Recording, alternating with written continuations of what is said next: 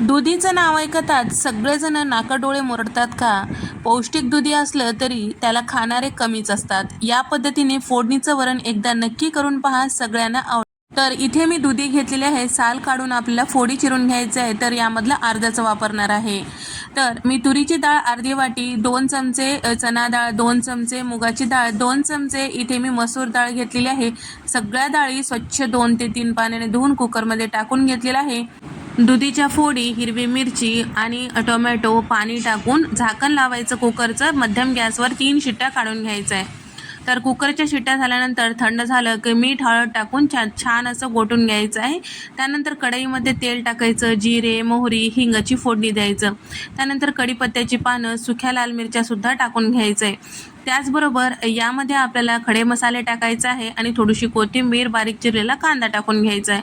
परतून घ्यायचं आहे. आलं लसूण ओबडधोबड कुटलेलं टाकून घ्यायचं आहे, ते सुद्धा परतून घ्यायचं आहे.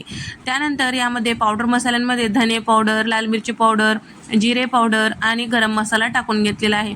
गरम मसाला अगदी थोडंच टाकायचा, पाव चमचा, आणि शिजून घेतलेलं जे वरण होतं ते सुद्धा टाकून घ्यायचं. सगळं मिक्स करायचं आणि थोडीशी कोथिंबीर, चवीपुरतं मीठ टाकायचं आहे. आता यावर तडका देण्यासाठी आता मी घरगुती लोणी घेतलेलं आहे. बटरसुद्धा वापरू शकता.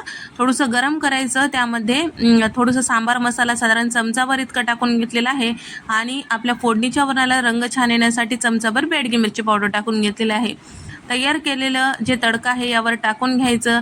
मस्त भातासोबत, चपातीसोबत खाऊ शकता. व्हिडिओ आवडल्यास लाईक करा, शेअर करा, सबस्क्राईब करायला मात्र